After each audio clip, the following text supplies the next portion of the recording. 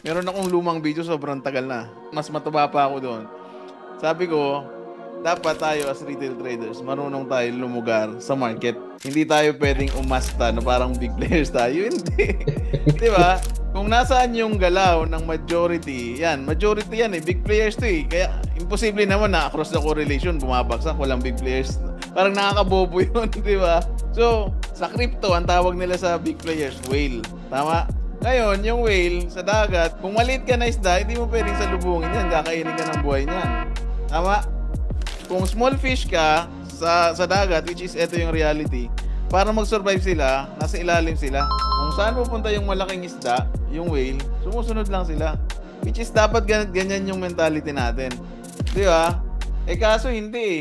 Karamihan ng traders ganito. Pagka nakakita sila ng double bottom, ibabay na nila yan. Hindi nila nakikita to. Lalo na pagka nag-triple bottom yan. Ibabay na nila yan. Di ba? Lalo na kung halimbawa nag-break of structure yan, ibabay pa rin nila yan. Pero hindi nila nakikita to. Eh what if yung bagsak niya, nangyari yan sa 4, 5, 6 correlation? Diba? Katay ka pa rin dyan. Katay ka pa rin dyan. Pwedeng manalo ka dito sa breakout play. Pwedeng manalo ka dyan. Let's say nag-breakout play ka dyan. Nanalo ka. Eh hindi mo alam, magpo-pullback play pala siya sa next structure. Ngayon, ang TP mo mas mataas. Kasi karamihan ng reversal trader, kaya nagre-reversal trader sila. Kasi ang nakikita nila, TP1, TP2. Ganyan-ganyan sila magtumingin ng chart. Tama, mali? Tama. Diba? Yan ang nakikita ng mga reversal trader. Bakit maraming gusto na reversal trader? Kasi ang laki ng RR. So TP1, TP2 ngayon, gaining sila. Eh ngayon, yung etong correlation pala na yan, yung bagsak na yan, humugot lang siya ng pullback sa next structure. Ngayon, naka-experience siya ng panalo, sinagasaan siya. Ngayon, tinamaan yung SL niya. So anong epekto nito? Trauma nga abutin mo dyan. Naging bipolar. Kumikita ka na ng, let's say, 40 pips. Kumikita ka na dyan ng 40 pips, no? Ang TP mo, let's say, 100, 150, or etc. 200. Kumikita ka na dito ng 40 pips. Kaya lang, nag-reverse yung market dahil tumuloy na siya sa momentum niya. Sinagasaan yung SL mo. Magkakatrauma ka dyan. The next time na mananalo ka, kahit 20 pips, hirap na hirap i-hold yan. Tama, mali? Diba? Emotional na. Oo. Kahit 20 pips, ang hirap nang i-hold niyan. Iisipin mo, okay na to. Di bali ginagmay, basta kanunan. Dili na mag-greedy. Okay na. Iisipin mo, Chinese mentality. Di bali maliit yung intubo, basta laging ganun. Hindi naman to ganun. Hindi naman to negosyo na product eh. Di ba?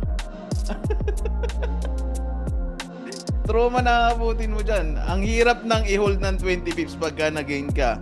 Maglalagay ka pa rin, syempre. Kumbaga nasanay ka, habit mo na, naglalagay ka ng SL and TP. Maglalagay ka pa rin. The next time na trade mo, maglalagay ka 100 pips. Pero in reality, 20 pips pa lang, kuhanin ko na to. Sayang.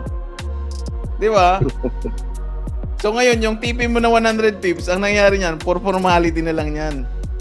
Pero sa totoo lang, 10-20 pips, kinakabig mo na. Trust me.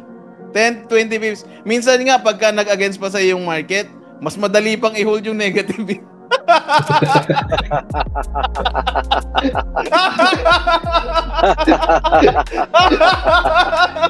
Correct.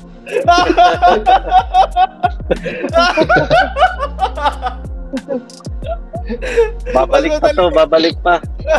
Tapos madali pa yun. Na lang break even.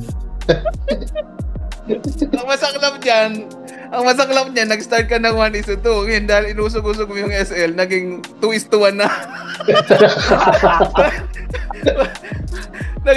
Naging patigtad na. Ito na yung 2, ito na yung 1.